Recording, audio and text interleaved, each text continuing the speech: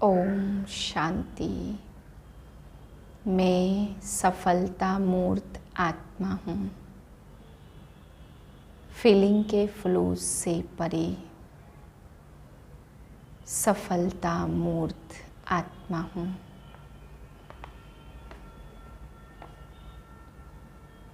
दो 10 की वाणी है कि आज बाबा ने सेवा के लिए समझाया कि कुछ बच्चे सरेंडर होते हैं। बाबा कहते हैं अपना धन भी सेवा में सरेंडर करते, पर बाबा कहते हैं अगर खा पी करके गवा दिया, सेवा कुछ की नहीं, तो फिर यहीं ख़त्म हो जाएगा, प्राप्ति कुछ भी नहीं होगी, तो जा कर के दास दासी बनेंगे। बाबा कहते बाबा के यज्ञ से खाते हैं तो सर्विस भी करनी चाहिए और इतनी करनी चाहिए जो हमें आगे के लिए भी जमा हो। बाबा कहते कई बच्चे कुछ देते नहीं हैं पर सर्विस बहुत करते हैं, जो यहाँ का भी जमा कर लेते हैं और आगे का भी जमा कर लेते हैं। मम्मा ने बहुत सेवा की, ऊंच पद पाया, और इस बाबा ने अपना तन मन धन सब लगाया, उसके बाद भी सेवा की। बाबा कहते ये भी ऊंच पद पाते हैं। बाबा कहते तुम बच्चों को भी खाना पीना सोना इसी में समय बर्बाद नहीं करना है, ऊंच पद पाना है तो ऊंचे पद के लिए सेवा जरूर करनी है। अनेकों को बाप समान बनाने की सर्विस करनी है, अनेकों को ज्ञान देने की सर्विस करनी है। जिनमें ऊंच पद पाने की लगन होगी वो सर्विस जरूर करेंगे। नहीं तो बाबा ने कहा सोया खाया पिया वो तो दुनिया भी करती है, सभी करते हैं और बाबा के बच्चे भी करते हैं, तो फिर खाते हैं और गवाते हैं। फिर बाबा समझा रहे यह समय है देह सहित देह के सर्व संबंधों को भूल मुझ परमात्मा को याद कर, अब तुम्हें वापस घर चलना है। आज बाबा कहते मीठे बच्चे, नई दुनिया के लिए बाप तुम्हें सब नई बातें सुनाते, नई मत देते, इसलिए उनकी गतमत न्यारी गाई जाती है। प्रश्न है रहम दिल बाप सभी बच्चों को किस बात में सावधान कर ऊंच तकदीर बना देते हैं। उत्तरे बाबा कहते बच्चे ऊंच तकदीर बनानी है तो सर्विस करो। अगर खाया और सोया सर्विस नहीं की तो ऊंच तकदीर नहीं बना सकेंगे। सर्विस के बगैर खाना हराम है, इसलिए बाबा सावधान करते सारा मदार पढ़ाई पर है। तुम ब्राह्मणों को पढ़ना और पढ़ाना है, सच्ची गीता सुनानी है। बाप को रहम पड़ता, इसलिए हर बात की रोशनी देते रहते हैं। गीत है जिस दिन से मिले हम तुम। ओम शांति। रूहानी बाप समझाते हैं जब बच्चों को बेहद का बाप मिलता तो हर एक बात नई सुनाते हैं, क्योंकि यह बात नई दुनिया स्थापन करने वाला मनुष्य तो ऐसी नई बातें सुना न सके। बाप जिसको हेविनली गॉड फादर कहा जाता, वह बेहद का बाप स्वर्ग की स्थापना करने वाला है, नरक की स्थापना करने वाला है रावण। 5 विकार स्त्री में 5 पुरुष में वह हो गई रावण संप्रदाय। तो यह नई बात सुनाई ना तो स्वर्ग बनाने वाला है परमपिता परमात्मा, जिसको राम कहते, और नरक बनाने वाला है रावण, जिसका चित्र बनाकर वर्ष वर्ष जलाते हैं। एक बार जल गया तो उसका एफिजी देखने में थोड़ी आएगा। वह आत्मा जाकर दूसरा शरीर लेती है, फीचर्स आदि बदल जाते हैं। यह तो रावण के वही फीचर्स वर्ष वर्ष बनाते और जलाते हैं। वास्तव में जैसे निराकार शिव बाबा का कोई फीचर नहीं, वैसे रावण का भी कोई फीचर नहीं। यह रावण तो विकार है। बाप यह समझाते मनुष्य भक्ति मार्ग में क्या चाहते हैं। भगवान आते ही हैं भक्ति का फल देने, रक्षा करने, क्योंकि भक्ति में दुख बहुत है, सुख है अल्पकाल क्षण भंगुर। भारतवासियों का बिल्कुल दुखी जीवन है। कोई का बच्चा मरा, कोई का देवाला निकला, जीवन तो दुखी रहता है ना। बाप कहते मैं आता हूँ सभी का जीवन सुखी बनाने। बाप आकर के नई बातें बताते हैं, कहते हैं मैं आया हूँ स्वर्ग की स्थापना करने, वहाँ तुम विकार में नहीं जाएंगे। वह है निर्विकारी राज्य और यह है विकारी राज्य। अगर तुमको स्वर्ग का राज्य चाहिए तो वह बाप ही आकर के स्थापन करते। विश्व महाराजा विश्व के मालिक बनेंगे। यह कोई वेद शास्त्र आदि की बातें नहीं है। बाप ऐसे नहीं कहते कि राम राम कहो व दर दर धक्के खाओ, मंदिरों तीर्थों आदि में जाओ व गीता भागवत आदि बैठकर पढ़ो। नहीं, सतयुग में तो शास्त्र होते नहीं हैं। तुम भल कितने वेद शास्त्र आदि पढ़ो, यज्ञ जप दान पुण्य आदि करो, यह है ही धक्के खाना। इनसे प्राप्ति कुछ भी नहीं है। भक्ति मार्ग में कोई एम ऑब्जेक्ट नहीं है। मैं तुमको स्वर्ग का मालिक बनाने आया हूँ। इस समय सब नरकवासी हैं। अगर कोई को कहो तो तुम नरकवासी हो तो बिगड़ पड़ेंगे। वास्तव में तुम जानते हो नरक कलयुग को और स्वर्ग सतयुग को कहा जाता।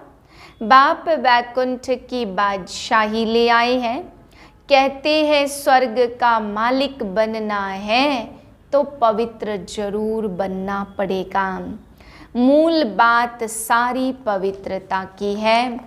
कई मनुष्य कहते हैं हम पवित्र तो कभी रह नहीं सकते हैं। अरे तुमको पावन बनाते स्वर्ग में ले चलने के लिए पहले वापस शांति धाम में जाकर फिर स्वर्ग में आना है। सभी धर्म वालों को कहते देह को छोड़ अशरीरी बनकर जाना है, इसलिए देह के अभिमान को तोड़ो। मैं क्रिश्चियन हूँ, बौद्धि हूँ, यह सब है देह के धर्म। आत्मा तो स्वीट होम में रहती है। तो अब बाप कहते वापस मुक्ति धाम चलेंगे, वहाँ तुम शांति में रहेंगे। बताओ तुम वापस कैसे चल सकते हो? मुझ बाप को और अपने स्वीट होम को याद करो। देह के सब धर्म छोड़ो। यह मामा है, काका है, चाचा है, इन सब देह के संबंधों को छोड़ो। अपने को देही समझो, मुझे याद करो। बस यह है मेहनत, और मैं कुछ नहीं सुनाता हूँ। शास्त्र आदि जो पढ़े हो वह सब छोड़ो। मैं नई दुनिया के लिए तुमको नई मत देता हूँ। कहा जाता ईश्वर की गत और मत न्यारी है। गति कहा जाता मुक्ति को, तो बाप नई बातें सुनाते। मनुष्य भी जब सुनते हैं तो कहते हैं यहाँ तो नई बातें हैं, शास्त्रों की कोई बात नहीं है।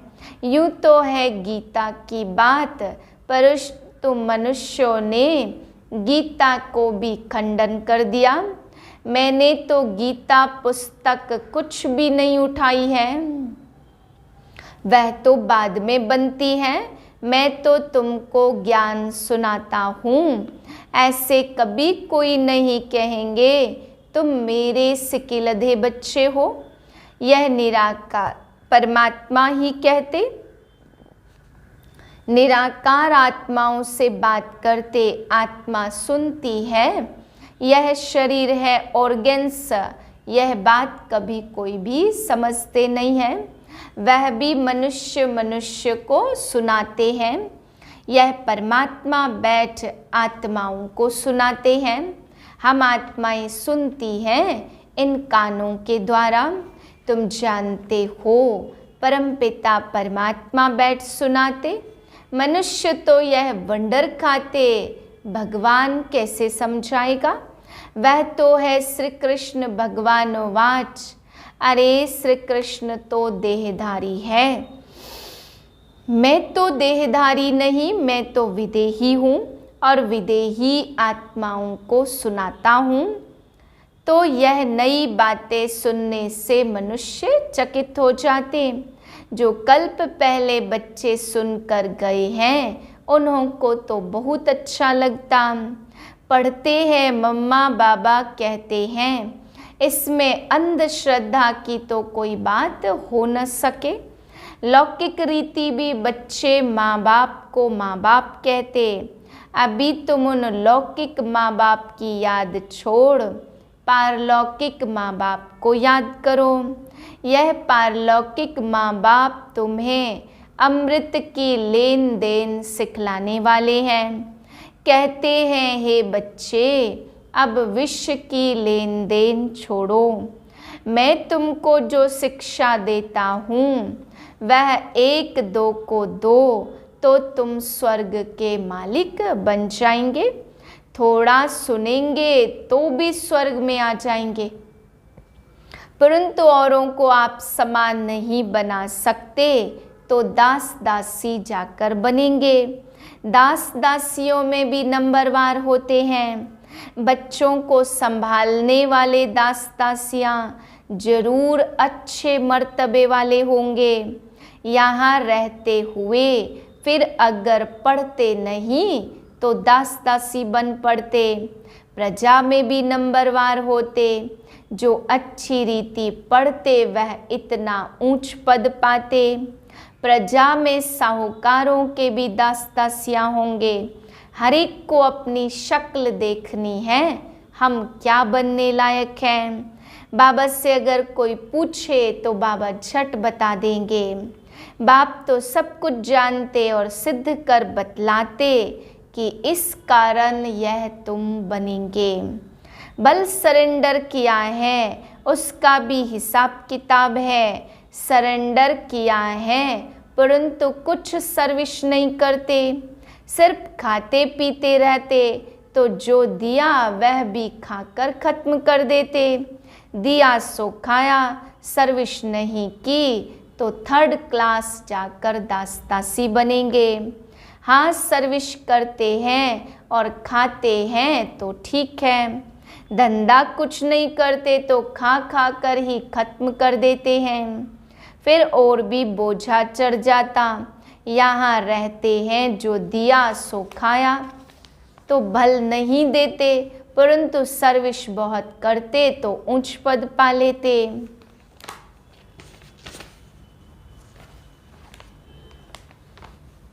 मम्मा ने धन कुछ नहीं दिया परंतु पद बहुत ऊंच पाती है, क्योंकि बाबा की रूहानी सर्विस करती। हिसाब है ना, कईयों को नशा रहता। हमने सब कुछ दिया है, सरेंडर हुए हैं, परंतु खाते भी तो है ना। बाबा मिसाल तो सब बताते। सर्विस नहीं की, खाया और खल्लास किया।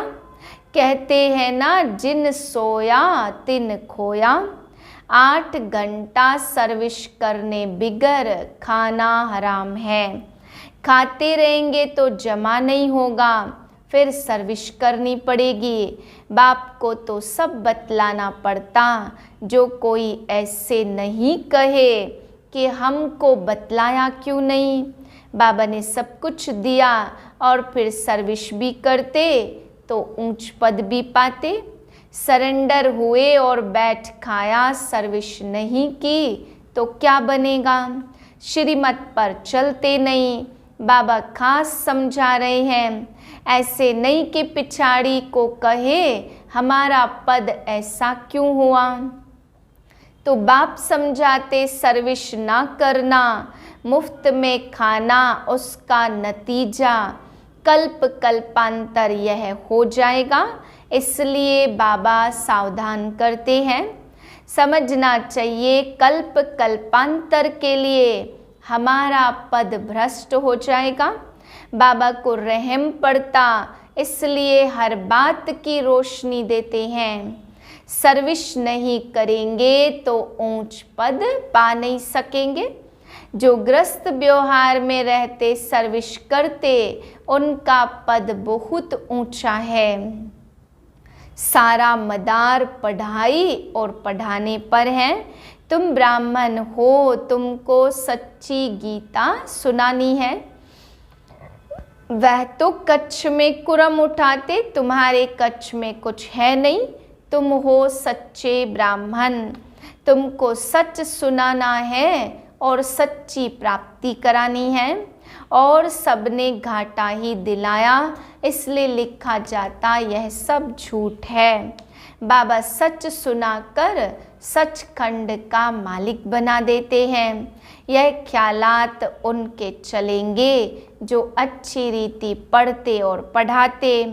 साहूकार का बच्चा जैसे बड़ा होगा उसके ख्यालात चलेंगे, हम ऐसे करेंगे, ऐसे बनाएंगे।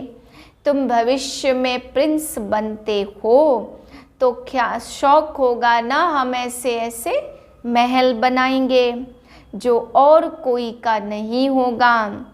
बड़ा भारी स्कूल है, इतने लाखों करोड़ों पढ़ते हैं। झोली उनकी भरेगी जो लायक बनेंगे, बाप को याद करेंगे। दुनिया धम चक्र में है और तुम बच्चे चुप हो। चुप में है शांति और शांति में है सुख। तुम जानते हो मुक्ति के बाद फिर है जीवन मुक्ति।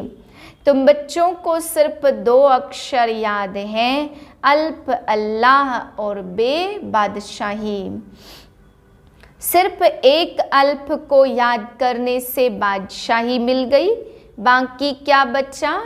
बाकी रही छाछ। अल्प मिला गोया मक्खन मिला, बाकी सब है छाछ। ऐसे है ना, हम चुप रहते हैं, जानते हैं, चुप रहकर हम श्रीमत पर चलते हैं। परंतु वंडर यह है कि बच्चे अल्प को भी पूरा याद नहीं करते, भूल जाते। माया तूफान लाती तो बाप कहते मन मना भव, मध्याजी भव। गीता में अक्षर हैं तो तुमको गीता वालों से पूछना चाहिए मन मना भव और मध्याजी भव का क्या अर्थ है। बाप कहते तुम मुझे याद करो तो बादशाही मिलेगी। सब देह के धर्म छोड़ देही बन जाओ और बाप को याद करो तो बादशाही मिलेगी। ग्रंथ में भी कहते जपो अल्प तो बादशाही मिलेगी, सचखंड की राजाई मिलती। हम दुनिया में बिल्कुल न्यारे हैं और कोई ऐसे नहीं कहेंगे। बाप तुम्हें नई बातें सुनाते, बाकी सब पुरानी बातें सुनाते हैं। बात बड़ी सहज है, अल्प के बनो तो बादशाही मिलेगी। फिर भी पुरुषार्थ तो करना पड़े ना। आप समान बनाने की जितनी सर्विस करेंगे उतना फल मिलेगा। मनुष्य न अल्प को जानते न बे को जानते। बे माना बादशाही का मक्खन। श्री कृष्ण के मुख में मक्खन दिखाते तो जरूर स्वर्ग की स्थापना करने वाले ने ही बादशाही दी होगी ना। अच्छा, मीठे मीठे से खिलते बच्चों प्रति माता पिता बाप दादा का याद प्यार गुड मॉर्निंग। रूहानी बाप की रूहानी बच्चों को नमस्ते। हम रूहानी बच्चों के रूहानी बाप को नमस्ते। धारणा के लिए पहली पॉइंट, वापस स्वीट होम। घर जाना है, इसलिए देह के धर्मों और संबंधों को भूल स्वयं को देही समझना है। इसी अभ्यास में रहना है। दूसरी पॉइंट, बाप की जो शिक्षाएं मिलती हैं वह दूसरों को देनी है। आप समान बनाना है, 8 घंटे सर्विस जरूर करनी है। वरदान है, शुद्ध फीलिंग द्वारा फ्लू की बीमारी को खत्म कर वरदानों से पलने वाले सफलता मूर्त भाव। सभी बच्चों को बाप दादा की श्रेष्ठ मत है, बच्चे सदा शुद्ध फीलिंग में रहो। मैं सर्वश्रेष्ठ अर्थात मुखौटों में कोई आत्मा हूँ। मैं देव आत्मा, महान आत्मा, विशेष पाठधारी हूँ। इस फीलिंग में रहो तो व्यर्थ फीलिंग का फ्लू आ नहीं सकता। जहाँ शुद्ध फीलिंग है वहाँ अशुद्ध फीलिंग हो नहीं सकती। इससे फ्लू की बीमारी से, मेहनत से बच जाएंगे और सदा स्वयं को ऐसा अनुभव करेंगे कि हम वरदानों से पल रहे हैं, सेवा में सफलता पा रहे हैं। स्लोगन है संगम युगी मर्यादा पुरुषोत्तम बनना। यही ब्राह्मण जीवन का श्रेष्ठ लक्ष्य है। ओम शांति।